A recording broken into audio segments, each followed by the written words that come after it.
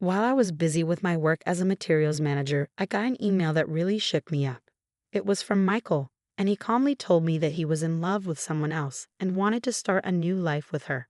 He also said he was taking the fancy car we bought together, even though it was under my name. I begged him to think it over, but he didn't listen. Then he disappeared with his new girlfriend, leaving me with a big debt. It was a total shock for me, Ava, at 33, and our little family of 3, including our smart 12-year-old son, John.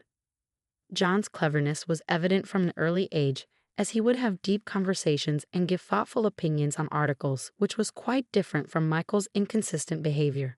Even though Michael hadn't held down a stable job, he somehow managed to keep money coming in for the past 4 years, encouraging us to make lasting memories as a family. This led us to buy a camper van worth $388,000.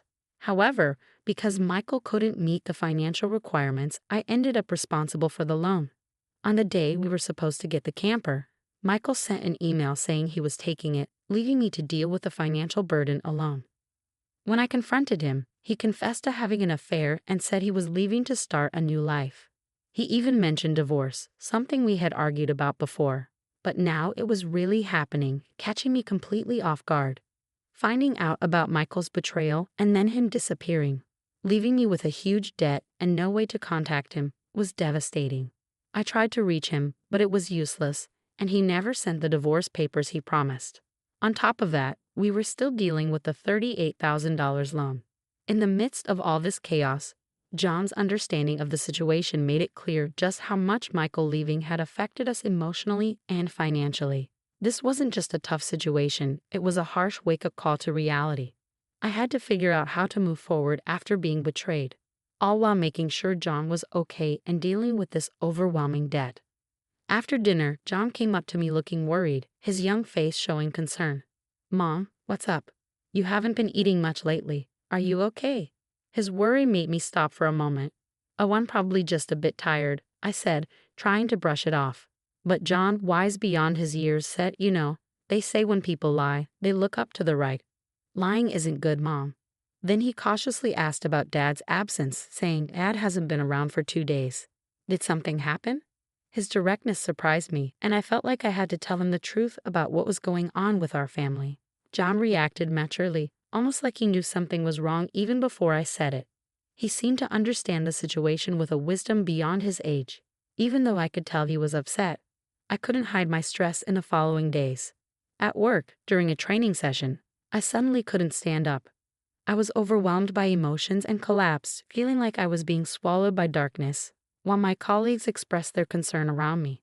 Waking up in a hospital, I was told I needed some serious medical tests. It hit me hard. Lying in that bed, hooked up to an IV, I couldn't help but cry. When John rushed in, looking really worried, I had to quickly wipe away my tears. He was scared, asking, "You're gonna be okay, right? You're not gonna die." I reassured him that I was going to be fine, touched by his bravery and how grown up he was acting even though he was just a kid. His concern when he mentioned his teacher calling about me being in the hospital reminded me of how strong I needed to be. Even though the doctors told me it was worse than I thought, having John by my side gave me a new determination to get better. I knew I had to recover, not just for myself, but for both of us. Going through all of this showed how strong our connection was and how we could face anything together with bravery and determination. When the doctor confirmed my worst fears and said I needed urgent surgery for a serious illness, it was like everything became a blur of medical appointments and treatments. As I recovered, a month had passed since Michael left.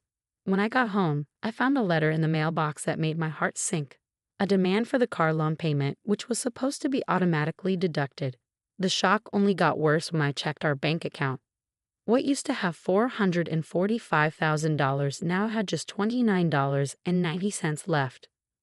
Michael had taken almost all our savings, leaving us in a really tough spot without the camper van. I felt even more hopeless knowing I couldn't sell it to make up for the money we lost. Seeing how upset I was, John stepped in to help in the kindest way possible, suggesting he could start delivering newspapers and look for online jobs to pitch in. His willingness to take action was like a ray of hope, pulling me out of my sadness. Now's not the time to give up, I told myself, feeling encouraged by his positivity. Together, we came up with a plan to get the camper van back, using a clever idea. We could track its location using the GPS on John's phone, the one we got for him. It was a plan born out of necessity and John's smart suggestion, giving us a new direction. It was something we hadn't thought of before, offering a glimmer of hope in what felt like a hopeless situation. With the GPS app, we could keep an eye on where the van was, a crucial first step in our mission to get back what was rightfully ours. Going through this tough time had not only shown how strong we were, but had also brought us closer together, all working toward the same goal. Worried about Michael possibly getting away with excuses, John's confidence was like a shining light. "Don't worry, Mom. I've got it covered," he said with a smile that put me at ease. I was amazed by his forward thinking and independence. Even when I was vulnerable and in the hospital worrying about everything, John had come up with a plan that was so smart. I couldn't have thought of it myself. His initiative showed not only how clever he was, but also how well he understood what was going on. Even with Michael's new relationship, feeling empowered by John's clever plan, we decided to confront Michael, turning our tough situation into a learning experience for him. "We're stronger when we're together, and now it's time for us to take action," I said confidently, feeling like nothing could stop us with my son by my side. Just 3 days later, I got a call from Michael, sounding desperate for help with a police investigation related to our report of the stolen van. Without wasting any time, John and I rushed to Forest Park, where we found Michael looking stressed and surrounded by police officers. When we got there, I asked for a private chat and sent the police away for a moment. Michael seemed uncomfortable under our gaze and the stares of others around us. He quickly invited us into the van, where his girlfriend was sitting defiantly, but her presence didn't matter as much as what we needed to discuss. "Why are the police involved, Michael?" I asked, genuinely confused. "It's simple," I explained. "The van, which you thought you could just take, was reported stolen. It's under my name, not yours." Michael's belief that marital disagreements were exempt from the law was shattered by the reality of his actions. This wasn't just about getting back what was rightfully ours, it was also about showing Michael the consequences of his betrayal and recklessness. Our careful planning and John's smart thinking had completely changed the situation, proving that even when someone betrays you, staying strong and united can lead to justice and empowerment. Michael thought he could get away with breaking the law because he thought marital issues were outside its reach, but he was wrong. "Remember the divorce you wanted? That means we're not legally connected anymore, so you can't use a car that's registered in my name without my permission," I explained, correcting his misunderstanding. John had figured this out too, showing wisdom beyond his years. Michael tried to say he was just borrowing the car, but I wasn't buying it. "Is that right?" "Well, I need my car back now, please," I said, holding out my hand for the keys. Michael reluctantly handed them over, realizing he couldn't argue with the truth. Then John, a mix of curious and disappointed, asked, "Why did you choose her over us?" Michael stumbled over his words, while his girlfriend Sophia tried to justify their affair. But John's serious tone shut her down, insisting on an answer from Michael. When pressed, Michael reluctantly explained how their affair started and grew, leading to his decision to leave with Sophia, who was now pregnant, and the van. "Why take the van?" I asked, already having an idea thanks to the GPS app we had on both our phones for safety after John's hiking incident. This tool unexpectedly gave us updates on Michael's location, showing us he was misusing the van. This was a big moment where our preparation and John's clever thinking made a difference, showing the importance of taking responsibility and the power of technology in uncovering the truth. Finding out that John had faked getting lost on our hike just to get a cell phone amazed me. His actions, driven by a feeling that something wasn't right with his dad, led to a plan to keep track of Michael. "You're quite the strategist," I said, impressed by his cleverness. I was amazed, even though I joked about how John seemed to predict what would happen. When confronted with John's honest words, Michael couldn't say anything to defend himself. On the other hand, John's grown-up way of speaking and standing firm in what he believed made me feel proud as a mother and determined to make things right. The fact that Michael had taken $45,000 from our account, money I had saved before we got married and during all the times when Michael couldn't keep a steady job, was especially upsetting. Realizing that divorcing Michael was a relief showed just how much he had betrayed me. Even though Michael tried to make it seem like taking the van and the money was just a small argument between us, I was determined to take legal action. "Should I call the police now?" John asked, ready to dial the number on his phone and bring in the authorities. Sophia, who had been listening in, panicked as things escalated, especially with her own parents arriving, angry and ready to confront her for her part in everything.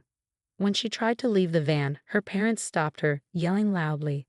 "I'm sorry, please don't be mad," she begged, hoping for some sympathy that wasn't there. I had taken the step to tell her parents about what was going on, prompted by John's visit to Michael's workplace while I was in the hospital. He had told them what was happening with our family, leading to an investigation that brought Sophia's parents into the picture. This confrontation wasn't just about exposing Michael and Sophia's lies. It showed how far John and I would go to make things right and protect our family. It proved how important it is to take responsibility for your actions and to stand up to those who try to deceive you, no matter how complicated things get. I sat down with Michael and recounted the whole messy story to them, explaining how we ended up in this situation. Things took a surprising turn when I questioned the timing of Sophia's pregnancy, pointing out some inconsistencies that suggested the baby might not be Michael's. Michael was shocked by this revelation, staring in disbelief as the truth sank in. Sophia tried to deflect, but tensions rose, leading to a heated argument between her and Michael as they each tried to blame the other. Their fight showed just how deep their deception went, and everyone there saw it. As the night went on and the police arrived with their flashing lights, Michael went back and forth between denying everything and admitting he was wrong, begging for forgiveness and promising to change. But John made a wise observation that real change is rare for those who keep making mistakes on purpose. I was determined to make sure Michael faced the consequences of his actions, showing that we wouldn't let him get away with what he'd done. We were committed to handling the aftermath with dignity and making sure justice was served. The $45,000 loss was just the beginning. Michael agreed to pay child support each month, and his wages were garnished to cover these expenses and others. It was the start of a long journey to make things right. Selling the camper van not only got rid of the loan, but also symbolized leaving the past behind, allowing me to focus on healing and the future. As time passed, I regained my strength, thanks to my renewed dedication to my job and the constant support from John. He took on household chores with a maturity beyond his years. Despite the challenges, this experience strengthened our determination to move forward. We were inspired by the lessons learned and the justice served. And through it all, we made sure John knew that integrity and resilience are important qualities to have when facing tough times, so he could keep chasing